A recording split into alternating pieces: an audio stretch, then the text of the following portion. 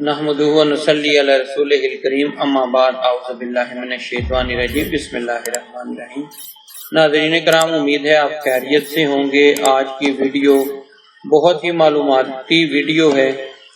ہر سال خاص مہینوں میں آسٹریلیا کے لوری کیٹ طوطے مفلوج ہو کر حرکت اور یہاں تک کہ کھانے سے بھی معذور ہو جاتے ہیں اور یوں دھیرے دھیرے موت کے منہ میں چلے جاتے ہیں۔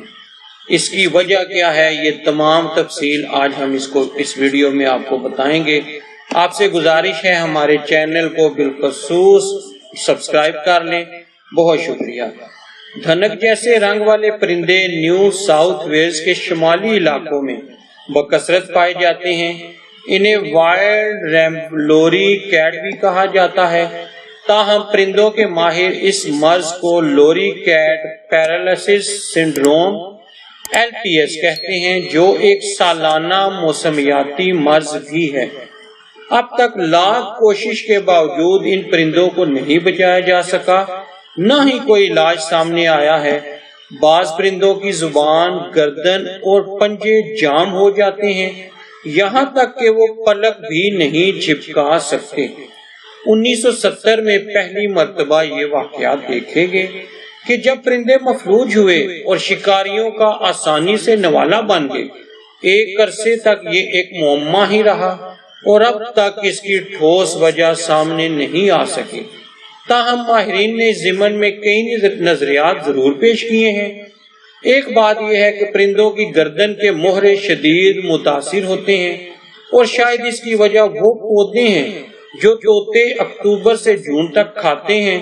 اکتوبر سے جون تک یہ پودے کسی طرح کے وائرس کے شکار ہوتے ہیں اور نتیجتاً خود پرندے موت سے ہمکنار ہو جاتے ہیں۔ یونیورسٹی آف سڈنی اور کوئنزلینڈ یونیورسٹی کے سائنسدانوں نے سال 2021 میں ایک مکالمے میں کہا کہ غالب امکان ہے کہ طوطے زہریلے پودے کے شکار ہو رہے ہیں۔ ماہرین کا خیال ہے کہ خاص قسم کے زہریلے پودے کھانے سے یہ پرندے بیمار ہو کر مر رہے ہیں۔ انہوں نے موسمیاتی وائرس کو خارج از امکان قرار دیا ہے۔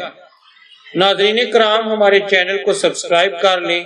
اچھی خبر یہ ہے کہ اگر شدید بیمار پرندوں کا علاج کیا جائے تو تقریباً 60% پرندے تندرست ہو سکتے ہیں، لیکن اس میں سخت دیکھ بھال، علاج اور بحالی کا عمل درکار ہوتا ہے۔ یہ تھی ناظرین کرام آج کی ویڈیو۔ اس ویڈیو کو کائنڈلی لائک کر دیں، شیئر کر دیں، چینل سبسکرائب کریں۔ اپنا بہت خیال رکھیں۔ جزاک اللہ خیرا۔